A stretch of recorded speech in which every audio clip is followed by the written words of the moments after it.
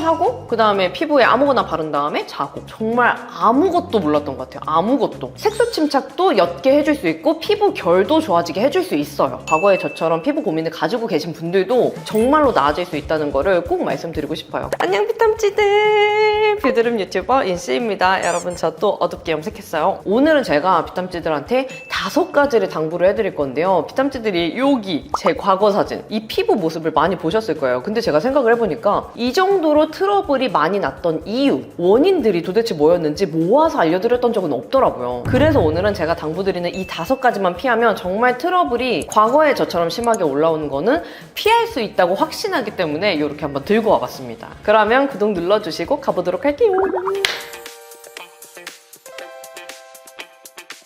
오늘은 제가 톤업 선크림만 바르고 눈썹이랑 립만 가볍게 발라놓은 상태고요. 먼저 들어가기에 앞서서 제 20대 피부 고민과 현재 30대 피부 고민을 비교를 해서 말씀드리면 제가 정리를 해놨거든요, 여러분. 먼저 제 20대 고민은 흘러 넘치는 기름 그리고 피지 트러블, 이렇게가 메인 고민이었어요. 가족 중에 트러블이 저처럼 심하게 난 사람은 저 말고는 없거든요. 유전적으로 피지량은 타고났지만 후천적인 요소들, 피부 관리, 생활 패턴, 식습관 모든 요소들이 제 피부에 악영향을 으로 겹치는 바람에 무난했던 여드름에서 더 심한 여드름으로 발전을 하게 됩니다. 그 과정에서 제가 원래는 인씨였는데 뷰드름 유튜버 인씨로 전향을 하면서 우리 뷰탐찌들이랑 정말 제 피부로 몸으로 부딪히면서 제 피부에 효과가 있는 것들을 하나씩 발견하기 시작한 거였거든요. 그래서 이런 20대를 보냈기 때문에 현재 30대에 하는 고민은 심하게 남은 흉 그리고 모공 구멍들. 제가 가지고 있는 모공이랑 흉 구멍은 20대 때 잘못된 피부 관리 습관 때문에 생긴 게 90% 이상이라고 생각해 주시면 돼요. 사실 모공이라고 많이 생각해 주시는데 저는 이 앞볼 쪽은 전부 다 여드름 흉이라고 생각해 주시면 됩니다. 그리고 제가 기름종이 2장은 기본적으로 적실 정도로 유분이 폭발했던 피부였기 때문에 스킨케어를 해야 되는 이유조차도 잘 몰랐었어요. 화장을 한 날에도 세안 비누로 2-3번 반복적으로 세안을 한 다음에 피부에 아무것도 안 발랐을 정도였었거든요. 그런 20대를 보내고 현재 상태가 되니까 피부가 신기하게 기름은 날아갔는데 수분도 같이 날아가면서 피부의 면역력도 약해지기 시작했어요. 건조해서 수분이 날아가고 피부 장벽이 망가지니까 면역력도 약해져서 약간의 불청결함, 약간의 자극만 생겨도 피부에 알러지 반응처럼 올라오거나 모낭염이 같이 올라오는 현상들이 생기기 시작합니다.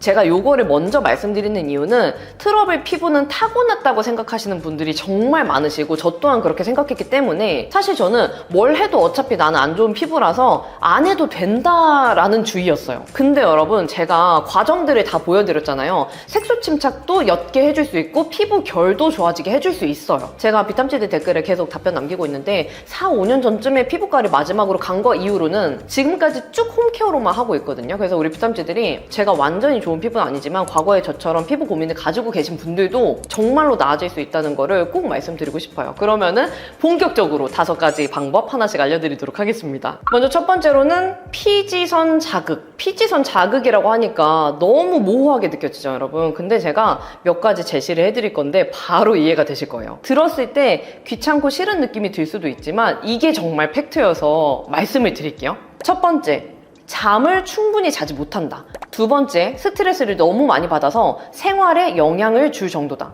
3번째, 유제품을 많이 섭취한다. 여기서 해당이 되는 게 있나요, 여러분? 저는 3가지 다 해당이 됐고요. 뒤에서도 제가 이렇게 몇 가지 제시를 해드릴 건데 이 중에 하나만 한다고 해서 중요한 게 아니고 이 모든 것들은 다 피부에 연결되어 있는 거기 때문에 내가 정말 트러블을 극복한다라는 마음을 가지고 계시면 이것들은 그냥 내 생활에 녹여서 전부 다 해당이 안 돼야 돼요. 너무 타이트하게 느껴지고 식상하게 느껴질 수도 있는데 제가 이게 왜 중요한지 자세하게 말씀드릴게요. 제가 첫 번째로 피지선 자극을 말씀드린 이유는 제가 피부 관련된 병원을 전부 다 가봤거든요.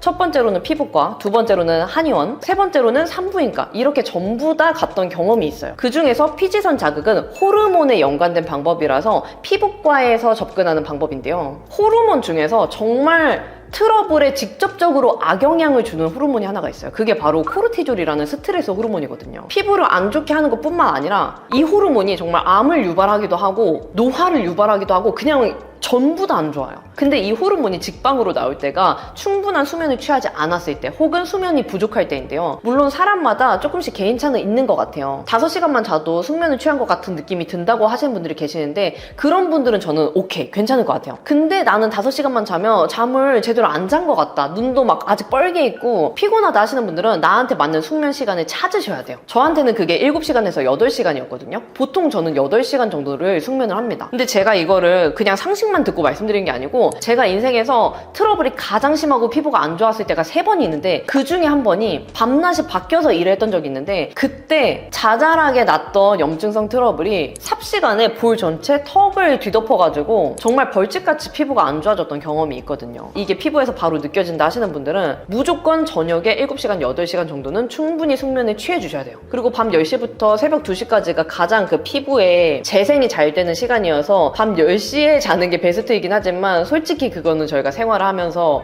지키기가 어려운 부분이잖아요. 그래서 숙면이라도 취해주면 피부가 코르티졸 호르몬 때문에 뒤집히는 일은 방지할 수 있어요. 그리고 두 번째로 말씀드렸던 게 스트레스잖아요. 근데 스트레스 같은 경우는 그냥 스트레스를 안 받는다 이거는 저는 불가능하다고 생각을 하거든요. 근데 스트레스는 생각해보면 모든 거에 연결이 되어 있어요. 너무 신경 쓰이는 일이 있으면 새벽까지 그 생각이 이어져서 일단 잠을 못 자고요. 잠을 못 자면 그 다음날에도 영향을 줘서 내가 해야 되는 일을 못했다는 생각 때문에 그 하루에 성취감 만족도가 없어요. 그러면 또 잘 시간이 되면은 잠이 오지가 않고 뭔가 회피하고 싶으니까 계속 핸드폰만 보다가 잠자는 시간 미뤄지고 또 새벽까지 그 루틴 반복이 되면서 제가 또 트러블이 심하게 번졌던 모습이 이때거든요. 그래서 저는 이때 처음으로 스트레스를 받지 말라는 게 이것 때문이구나라는 걸 느꼈어요. 우리가 일상에서 스트레스 받는 일을 피하는 건 사실상 불가능하잖아요. 근데 그 스트레스를 어떻게 대처하는지 그리고 어떤 행동을 했을 때 내가 그 스트레스를 잠시 잊으면서 소소한 행복감을 다시 느낄 수 있는지 그거를 아는 게 중요하더라고요. 제가 너무 머리가 복잡하고 이 일이 해결이 안 될 것 같다고 할 때 행동하는 게 3가지가 있는데요. 첫 번째로는 욕조에 들어가요. 그리고 두 번째로는 책을 읽어요. 그리고 세 번째로는 러닝머신을 빠른 걸음으로 걸어요. 이 3가지의 공통점이 뭔지 아세요, 여러분?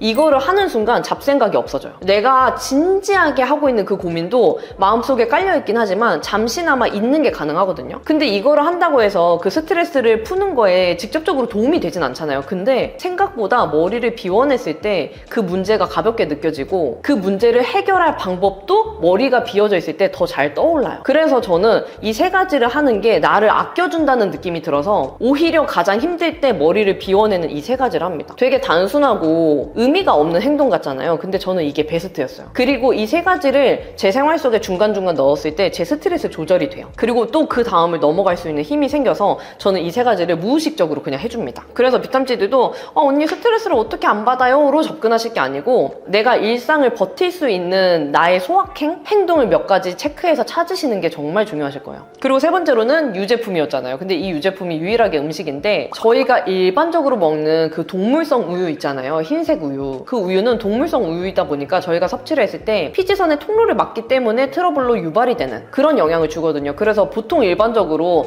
밀가루, 유제품 이게 피부에는 쥐약이다라고 많이들 얘기하는데 저는 의외로 밀가루는 괜찮았거든요. 근데 유제품은 트러블 나는 치트키거든요, 저한테는. 그래서 흰우유 좋아하시거나 뭐 시리얼 타먹는 거나 아니면 카페라떼 좋아한다 하시는 분들은 오트 우유, 아몬드 우유 이런 식물성 우유로 대체해서 드시는 거를 추천드려요. 여기서 포인트는 동물성 우유를 먹는 게 피지선에 영향이 되는 거기 때문에 식물성 우유로 먹으면 제가 느꼈던 그 트러블 자극이 안 느껴지더라고요. 그래서 조금이라도 나는 유제품 먹었을 때 트러블 바로 올라온다 느끼시는 분들은 내가 만족할 만큼의 트러블이 가라앉은 상태가 아니라면 동물성 우유에서 식물성 우유로 대체해서 드시는 게 방법이라는 생각이 듭니다. 그리고 두 번째로는 염증 자극인데요. 트러블은 말 그대로 피부에 올라온 염증 그 자체이기 때문에 트러블이 올라온 순간부터는 이거를 피부로 인식을 하시면 안 돼요. 그리고 더 염증이 번지거나 심하게 커질 수가 있기 때문에 이거를 유발하는 행위를 피해야 되거든요. 제가 피해야 되는 몇 가지를 제시를 해드릴게요. 첫 번째, 잘못된 압출. 저는 제 모공이랑 여드름 흉이 이것 때문에 다 생겼다고 해도 과언이 아니거든요. 그리고 두 번째, 트러블 위에 화장을 매일매일 7일 동안 하는 거. 그리고 세 번째, 트러블이 올라온 상태에서 피부에 닿는 물건을 청결하지 않은 상태로 사용하는 거. 그리고 네 번째, 음주. 그리고 다섯 번째, 장 건강. 이 5가지 중에 얼마나 해당이 되시나요, 여러분? 저는 제가 경험한 거 기반으로 쓴 거기 때문에 전부 다 해당이었거든요. 놀랍게도 이 모든 것들이 피부에 그리고 트러블에 악영향을 주더라고요. 먼저 첫 번째, 잘못된 압출. 장난이 아니고 어떻게 압출을 했었냐면요. 다이소나 아니면 올리브영에 파는 그 압출기 있잖아요. 쇠 막대기처럼 생긴 거. 그거를 집에 하나 구매를 해가지고 놔둔 다음에 염증성 트러블, 화농성 트러블이 올라오면 그걸로 푹 하고 짜요. 그러면 저는 농 자체가 엄청 크기 때문에 그게 터지듯이 이렇게 나오거든요. 그렇게 하고 다른 트러블도 이렇게 짜요. 이렇게 푹.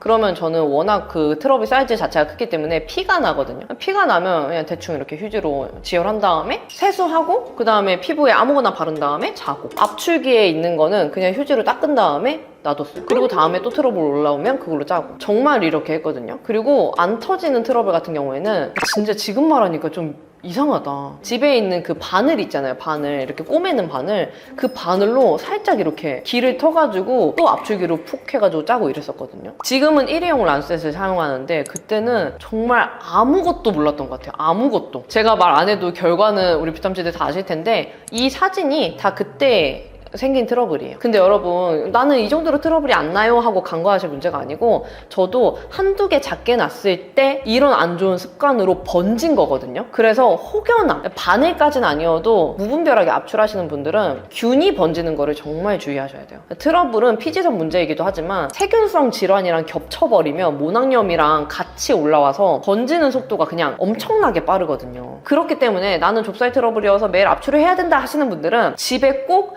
압출기랑 알코올 스왑, 란셋 정도는 구비하고 계세요. 근데 제가 꼭 권장드리고 싶은 내용은 저처럼 과거에 심하게 트러블이 올라온 분이시라면 이런 정보를 찾아서 내 피부에 도전을 해볼 시간이 없어요. 이거는 방치할수록 피부에 흉이 남는 지름길이기 때문에 바로 피부과로 달려가셔서 항생제나 아니면 그 피지선 조절해주는 여드름 약이 있거든요. 그거를 처방받아서 드시거나 아니면 나는 약은 정말 부작용 때문에 절대 못 먹는다 하시는 분들은 피부과에서 권하는 막 패키지, 박피시술 이런 거 저는 추천은 안 드리고 압출이랑 스케일링만 하셔도 충분하실 거예요. 그렇게 해서 많이 올라온 트러블은 가라앉히시는 걸 추천드려요. 이렇게 올라온 상태에서는 내가 집에서 아무리 소독약을 잘 해가지고 압출을 깨끗하게 한다고 해도 흉이 질 가능성이 높기 때문에 꼭 도움을 받으시는 거를 권장드립니다. 그리고 두 번째로는 트러블이 많이 올라온 상태에서 7일 동안 매일매일 화장을 하는 거인데요. 트러블이 올라온 순간부터는 피부가 아니라 염증으로 인식을 해야 된다고 말씀을 드렸잖아요. 근데 이 위에 매일매일 화장을 한다 그러면 높은 확률로 트러블이 더 번질 거예요. 예전에 비탐지 댓글 중에 이 내용이 기억이 남는데 언니 저는 이상하게 화장을 줄이니까 오히려 피부가 더 안 좋아지는 것 같다라고 남겨주셨던 댓글이 기억이 나는데 제 예상컨대 아마 그거는 풀메를 하면 저희가 그만큼 클렌징을 하잖아요. 근데 그 클렌징 성분 중에서는 1차 클렌징에 피부 블랙헤드랑 피지를 제거해주는 성분이 들어가 있을 수도 있고 각질 제거를 해주는 성분이 들어가 있을 수도 있는데 2차 클렌징에 한 번 더 꼼꼼하게 피부 결 정돈이 되니까 매일매일 이 클렌징 과정을 겪었을 때 내 피부가 조금 더 부들부들해진다고 느끼실 수는 있을 것 같더라고요. 혹시 이렇게 비슷하게 느끼시는 비탐지들이 계시다면 화장을 안 한 날에도 매일 데일리 클렌징은 하시되 일주일에 2-3번 정도는 각질 케어를 추가적으로 해주시는 걸 추천드려요. 이렇게 느끼시는 것 자체가 지성이면서 피지량이 많기 때문에 그런 걸로 예상이 돼서 꼭 이렇게 추가적으로 각질 케어를 해주시는 거를 권장드리고요. 화장 같은 경우는 매일 했을 때 무조건 악영향이 될 수밖에 없다고 생각을 해요. 그리고 특히 저는 피부가 심하게 뒤집어졌을 때는 선크림도 매일 발랐을 때 피부가 더 심하게 안 좋아졌던 경험이 있기 때문에 지금도 제가 최근 몇 달 전만 해도 트러블이 갑자기 많이 올라오고 피부가 안 좋아진 것 같다 싶으면 선크림도 멈출 정도예요. 이게 한번 경험해보신 분들은 피부에서 느껴지기 때문에 트러블이 올라온 상태에서 주 7일 매일매일 화장하는 거는 가능하다면 줄이시는 게 좋다고 생각합니다. 그리고 세 번째로는 잘 세척이 되지 않은 그런 제품들을 피부에 닿게 하는 건데요. 저는 그 베개 위에 수건을 매일 빨아가지고 교체를 해줘야 된다라는 얘기를 비탐지들한테 엄청 강조해서 말씀드리진 않아요. 왜냐면 이건 너무 기본이라서. 피부 트러블 관리 중에서는 그냥 한글 쓰기 정도라고 생각을 해요. 그 정도로 트러블은 정말 균에 취약하기 때문에 이미 트러블이 올라오면 면역력 자체가 약해지거든요. 이 상태에서 찜질방이나 사우나 같은 공공장소에 가거나 혹은 그런 피부에 닿는 베개 같은 거를 잘 세척을 하지 않고 사용을 하거나 아니면 집에 화장실에 있는 수건이 며칠 동안 걸려있는 수건인데 그냥 쓴다거나 이런 거는 피부에 트러블뿐만 아니라 세균성 질환이 같이 겹쳐서 모낭염도 올라오는 거를 경험하실 수 있을 거예요. 특히 피부가 간질간질한 게 느껴지신다 하시는 경우에는 트러블이 간질간질한 경우는 거의 없거든요. 모낭염도 이미 같이 시작됐다라고 생각을 해주시면 돼요. 그리고 네 번째로는 음주. 그냥 하면 안 돼요. 나머지는 전부 다 잘 지키는데 내가 일주일에 3번을 음주를 한다 그러면 저는 말짱 도루묵이라고 생각을 하거든요. 제가 지금은 이렇게 만나서 음주를 하더라도 하이볼 정도? 마시는 정도인데 20대 때 초년생 회사 생활을 하면서 그 쌓여있던 스트레스를 막 친구들이랑 만나서 술로 풀었단 말이죠. 그거는 정말 피부를 빠른 시간 안에 망치는 지름길이에요. 지금도 제가 이 상태에서 만약에 뭐 소주나 맥주 같은 거를 많이 마시고 다음날 일어난다고 하면은 없었던 염증성 트러블이 3개는 기본적으로 올라오거든요. 그 정도로 음주를 해서 몸속에 그 혈중 농도가 높아지면 트러블에도 직접적인 영향을 주기 때문에 제가 가장 기피하는 음식이 유제품, 술 이렇게 2가지예요. 그래서 만약에 음주를 많이 하는 비탐지들이라면 다른 거는 일단 다 제쳐두시고 음주를 먼저 줄이는 것부터 추천드리고 싶어요. 그리고 마지막으로는 장 건강. 제가 아까 밀가루를 먹었을 때 트러블에 별로 영향을 안 받는 타입이라고 말씀드렸잖아요. 근데 제가 그게 가능했던 이유는 장 건강에 도움을 주는 유산균이나 아니면 그런 물 섭취를 충분하게 해줘서 가능한 것 같아요. 장 건강이 피부랑 직접적인 연관이 있다는 게 책에도 나와 있거든요. 변비가 있는 피부일수록 트러블이 올라오고 피부가 안 좋아지는 확률이 높다고 연구 결과에서도 나왔대요. 그래서 어떤 환자분들을 대상으로 연구를 했는데 장 건강에 도움을 주는 어떤 음식이었나 영양제를 섭취를 하고 그 결과를 기다렸는데 연구의 목적과는 다르게 피부가 개선이 되는 이제 환자들이 나왔던 거죠. 그때 이제 처음으로 장 건강이랑 피부가 밀접한 연관이 있구나라는 게 이제 밝혀졌는데 저도 그 렛츠 쇼핑 위드미 우리 현지님이랑 같이 쇼핑할 때 강조드렸던 게 유산균은 무조건대로 먹어라 였잖아요. 유산균을 안 먹으면 저도 진짜 길게는 일주일에 한 번 화장실 갈까 말까 하거든요. 20대 초반에는 늘 이런 패턴이었어요. 그러니까 당연히 피부가 복합적으로 안 좋아질 수밖에 없었던 건데 지금 같은 경우는 제가 밀가루를 조금 먹더라도 유산균을 매번 챙겨 먹고 물을 하루에 2리터씩을 먹으니까 이게 순환이 잘 되는 거죠. 못해도 이틀에 한 번은 화장실을 가니까. 그래서 제가 밀가루를 어느 정도 먹어도 이게 좀 융화가 됐던 것 같아요. 근데 만약에 나는 이게 안 된다 하시는 분들은 밀가루도 조심을 하시는 게 좋고 유산균이나 물 섭취는 무조건대로 같이 해서 장 건강을 늘 좋게 유지를 하는 게 좋은 거죠. 그리고 3번째로는 내 피부에 맞지 않는 스킨케어 덕지덕지입니다. 제가 20대 때 피부가 가장 좋지 않았을 때 썼던 스킨케어가 의외로 백화점 제품들 혹은 유명한 제품들이 많았어요. 제가 그때 압출을 이상하게 했던 것처럼 피부에 대한 지식이 아무것도 없었고 내 피부가 어떤 타입인지 하나도 아는 게 없었어요. 그냥 나는 안 좋은 피부라고만 생각을 했기 때문에 트러블이 심하게 올라왔을 때만 급하게 좋다는 그런 화장품 정보 들어가지고 내 피부에 발라보고 이런 식이었었거든요. 그 중에 하나가 기억나는 게 엘리자베스 8아워 크림인데 제가 이번에 그 나연쌤이랑 콜라보 찍었을 때도 저도 이 제품 써본 적이 있다고 말씀을 드렸잖아요. 그게 20대였어요. 그 제품이 안 좋다는 게 아니고 트러블이 엄청나게 올라오는 지성 피부인 저한테는 그 당시에 맞지 않았던 스킨케어 방법이었던 거죠. 그러니까 내 피부 타입과 그리고 내 피부 상황과는 전혀 관계가 없는 그냥 다른 피부 타입 분들이 썼을 때 좋다고 느꼈던 그 일반적으로 좋은 제품들을 써보려고 하고 궁금했었단 말이죠. 아마 비탐제들은 10년 전보다는 피부 정보를 얻기가 쉬워졌고 스킨케어 제품들도 정말 상세하게 잘 나와 있잖아요. 그래서 예전에 저처럼 실수하는 분들은 많이 줄어들었을 거라고 생각을 해요. 그럼에도 불구하고 나는 그냥 안 좋은 피부니까 아무거나 발라도 괜찮아 라고 생각하시는 분들이 계시다면 그거는 좋은 접근 방법이 아니라고 말씀드리고 싶고요. 제가 20대 때로 돌아간다고 하면 트러블이 가장 심했을 때는 스킨케어를 줄이고 스파케어 위주로만 강력하게 해줬을 것 같고요. 그리고 이 스파케어 제품들도 여드름 그 약국 제품들 중에 에크논 크림이나 아니면 에센어브 티트리백 오일이나 세비타 비겔이나 바이오티디 스파 카밍 젤이나 아니면 비플레인 스파 트리트먼트나 이런 것들 위주로 스팟을 사용해서 트러블 케어를 먼저 해줄 것 같고요. 그 다음에 두 번째로는 사용감은 진짜 순하고 편안한데 진정은 꽤 확실하게 되는 제품들을 얼굴 전체에 발라줄 것 같아요. 그래서 이 단계에 계신 분들이 쓰기 좋은 제형이 있어가지고 들고 왔는데 토너랑 세럼이에요. 크림 같은 경우는 노스카나인 트러블 크림이나 닥터자르트 시카페어 같은 제품 추천드리는데 이 세럼 제형이 사용감은 순하고 편안한데 또 진정은 확실하게 되는 제품이어서 딱 비탐지들한테 예시로 소개해드리면 좋을 것 같더라고요. 제가 지금 비탐지들한테 바르면서 보여드리려고 피부에 그 선크림을 지원해고 왔습니다. 먼저 저는 스킨케어 첫 번째 단계에서 토너나 패드를 사용을 해주는데요. 이렇게 토너를 사용할 때는 비탐지들이 닥토해서 이렇게 피부에 닦는 행위 많이 하시잖아요. 근데 저 같은 경우는 토너를 사용하더라도 이렇게 화장솜에 토너를 듬뿍 적신 다음에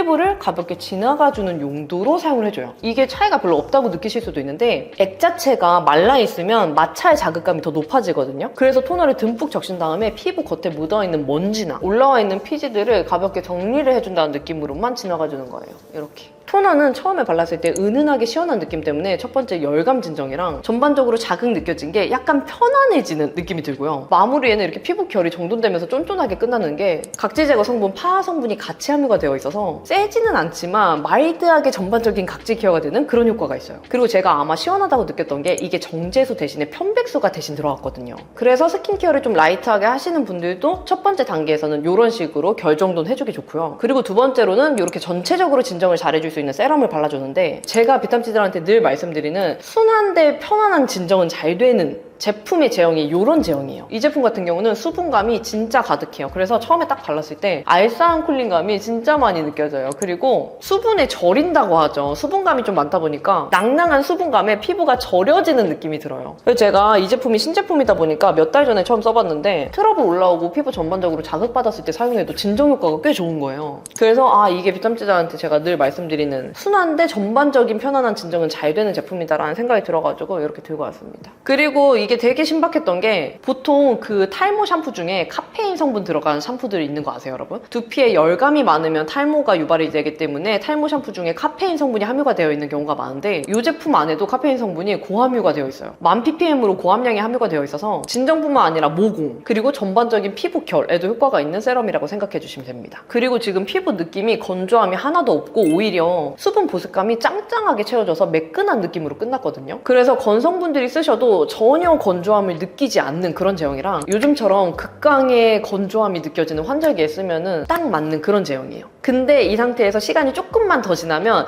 피부에 묻어나는 게 아예 없을 정도로 또 깔끔하게 마무리가 됩니다. 그래서 좀 끈적이는 거 싫어하시는 분들도 시간이 조금만 지나면 깔끔한 사용감을 느끼실 수 있고요. 트러블 진행 중인 분들도 좀 불안함 없이 사용할 수 있는 그런 제형이에요. 이 제품 바르고 다음 날에 제가 신기했던 게 보통 레티놀 제품들 바르고 느껴졌던 그 부들부들한 피부 결 느낌이 있거든요. 그게 비슷하게 느껴지더라고요. 그래서 이 제품은 피부 결에도 진짜 좋구나라고 확실하게 느꼈던 그런 제품입니다. 그리고 이 제품은 제가 느꼈을 때 국소 부위 트러블 스팟에 강력한 효과를 주는 느낌보다는 피부 전체적인 편안한 진정이 잘 되는 제품이에요. 그래서 제가 아까 앞서서 말씀드렸던 게 스킨케어는 줄이고 스팟 케어 위주로 강력하게 하는 걸 추천드린다고 말씀드렸잖아요. 그래도 건조하기 때문에 스킨케어는 무조건 하셔야 되는 분들이 계시는데 그런 분들은 이런 세럼으로 피부 전체적으로 한번 발라주고 그 다음에 트러블 부위에만 스팟 케어 확실히 한 번 더 해주시는 거, 이 조합으로 추천드려요. 그리고 이거 시카페인 라인 저희가 아예 처음 봤잖아요. 근데 이 제품이 비레디에서 나온 스킨케어 라인이에요. 제가 원래 몇 년 전쯤에 비레디에서 리뉴얼된 쿠션이 나왔는데 그게 너무 좋아가지고 이거 진짜 좋다, 비레디 베이스 맛집이다 하고 소개해드렸던 적이 있는데 이번에는 이렇게 메이크업을 잘 받아들일 수 있는 건강한 피부를 위해서 근본적인 피부 고민도 해결해주기 위해서 이렇게 스킨케어 라인도 런칭을 한 거라고 해요. 그래서 이 시카페인 라인은 진정이랑 모공 케어가 같이 가능한 젠더리스 고기능성 스킨케어 라인이라고 생각해주시면 됩니다. 그래서 이런 식으로 다른 사람들이 다 좋다고 하는 스킨케어를 사용하는 게 아니고 내 피부 타입에 맞는, 내 피부 현재 상황에 맞는 스킨케어 제품들로 부담 없이 피부가 받아들일 수 있는 선에서 바르는 거를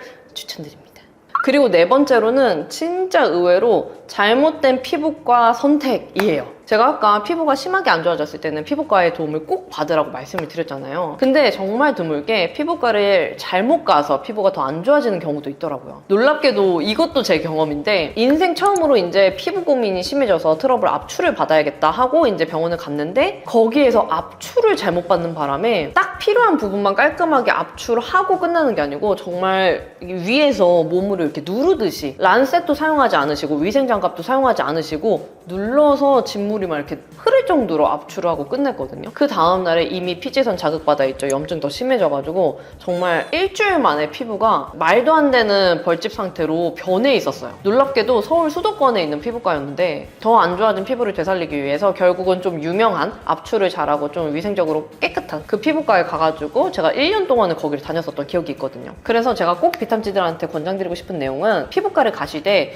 압출을 압출 잘하는 피부과를 가셨으면 좋겠고요. 위생장갑은 필수고 소독 깨끗하게 하고 란셋으로 깔끔하게 길을 내어서 필요한 부분만 압출하는 스킬이 있는 병원이어야 돼요. 아무리 큰 병원이라고 해도 압출하시는 분이 직접적으로 내 피부를 관리해 주시는 거기 때문에 꼭 이런 거 같은 경우는 후기를 검색하고 가시는 걸 추천드리고요. 두 번째로는 너무 패키지성을 강조하는 병원은 피하셨으면 좋겠어요. 트러블이 곧 피부 고민이다 보니까 이게 피부에 좋다고 하면은 같이 받는 경우가 생각보다 많거든요. 저도 그랬었고 그래서 제가 그때 박피 알라딘 필링 같은 경우도 그때 받았었던 건데 사실 저는 이게 트러블 자체가 염증이고 피부 면역력이 약해져 있는 상태이기 때문에 그런 시술을 그때 당시에는 받으면 안 됐었구나 라는 생각이 들어요. 근데 그 당시에 저도 아무런 지식이 없는 상태에서 그냥 이거를 하면 피부가 더 좋아질 수 있다는 생각에 과감하게 패키지로 결제를 했던 경험이 있어서 이거는 꼭 비탐지들한테 말씀드리고 싶더라고요. 압출 스케일링만 받아도 충분합니다. 그 다음에 부가적인 피부 관리들은 후에 받으면 되는 거예요. 근본적인 원인이 해결되지 않은 상태에서는 아무리 좋다는 거를 해도 이게 연결고리가 해결되지 않을 거예요. 그리고 다섯 번째, 눈앞에 피부 고민 때문에 나중에 피부 챙기지 못한 것인데요. 이거 같은 경우는 10년 전에 저한테는 물론 선택지가 많지 않았을 뿐더러 30대에 제가 어떤 피부 고민을 할지 가늠이 아예 안 갔었던 것 같아요. 근데 제 현재의 피부 고민은 기름도 날아갔는데 수분도 날아가면서 피부 면역력이 약해지고 피부 면역력이 약해지면서 노화가 좀 당겨진 것 같아요. 그리고 여드름 피부였었다 보니까 당연히 피부 탄력도 떨어지고 전반적인 그 피부 탄력 자체가 또래 사람들보다 많이 떨어지는 것 같은 느낌을 많이 받거든요. 그래서 만약에 제가 앞서서 말씀드린 1, 2, 3, 4번을 충실하게 해서 트러블을 이미 가라앉힌 상태라고 하면 그 다음으로는 색소 침착을 빨리 옅게 해줄 수 있는 노스카나인 트러블 크림이나 클리어스 블루드롭 같은 제품을 꾸준하게 발라서 색소 침착이 옅어지는 효과를 빠르게 해준 후 그 다음으로는 피부결 관리 그리고 피부에 유효한 제품들을 충분하게 발라줄 것 같아요. 그것도 꾸준하게. 피부결 관리는 제가 지금도 너무 사랑하는 파파레서피 효소 파우더 같은 제품들을 데일리로 사용해서 클렌징 단계에서 충분하게 결 정리를 해주고 그 다음에는 EGF 성분, 그 다음에 레티놀, 순수 비타민 C 같은 제품들을 충분히 발라서 이 면역력과 탄력과 주름 고민들을 미리미리 챙겨줬으면 좋았지 않았을까 하는 후회가 너무 많이 되더라고요. EGF 제품 같은 경우에는 제가 원래는 못 썼던 성분이에요. 피부 재생에 도움을 준다는 건 너무나도 잘 알고 있는데 묘하게 EGF 성분이 들어간 제품을 쓰면 끈덕이고 피부가 무겁고 트러블이 더 심해지는 경험을 했어가지고 잘 못 썼었거든요. 근데 EGF 제품 중에 요즘에는 그 콜라겐 팩 안에 EGF 성분이 함유된 제품이 있는데 진짜 효과가 또 너무 좋고 사용감도 너무 좋거든요. 피부 재생, 면역력이 회복되는 것도 느껴지고 그리고 레티놀 같은 경우에는 요즘에 자극도 없으면서 사용감도 기가 막히게 좋은 레티놀 제품들이 너무 많이 나왔어요. 그 다음에 국소 부위에 잔주름 같은데 재생 위해서 사용해줄 거면 코스알엑스 레티놀 0.1 크림 같은 것들도 사용감 진짜 좋거든요. 이런 제품들을 꾸준히 발라줬을 것 같아요. 그리고 마지막으로는 그 순수 비타민C 코스알엑스 C23 같은 제품을 데일리로 발라줬을 것 같습니다. 그러면 피부 톤이 균일하지 않았던 것 그리고 선크림을 저는 제대로 못 발랐기 때문에 이미 좀 피부에 착색이 되어 있는 부분이 없지 않아 있거든요. 특히 이마가 다른 피부보다 좀 어두운 편인데 이런 순수 비타민C 고함량을 꾸준하게 발라가지고 미리미리 톤 케어를 챙겨줬으면 얼마나 좋았을까 하는 그런 후회가 들어요. 네, 비탐지들 그러면 이렇게 제가 당부드리는 5가지 전부 다 소개해드렸고요. 피부 고민하고 계시는 비탐지들한테 정말로 실질적인 도움이 되었으면 좋겠어요. 그리고 오늘 소개해드렸던 시카페인 요 라인 저렴하게 구매할 수 있는 소식이 있어서 알려드리면 1월 15일 월요일부터 1월 30일 수요일까지 요 기간 동안 시카페인 트러블 리셋 세럼 23% 할인돼서 29,000원에 구매할 수 있다고 하고요. 그리고 바로 내일 1월 25일 목요일에는 오늘의 특가를 진행해서 단 하루만 25% 할인된 28,400원에 구매를 할 수 있다고 합니다. 그래서 비레드의 신제품 써보고 싶은 비탐지들은 요 기간 놓치지 않고 달려가시는 거 추천드릴게요. 그러면 오늘 영상이 좋으셨다면 구독과 좋아요, 알림 설정 눌러주시고 댓글 달아주시면 확인이 바로 되는 댓글들은 답변 달아드리도록 할게요. 그러면 우리는 다음에 더 유용한 영상으로 만나요. 안녕!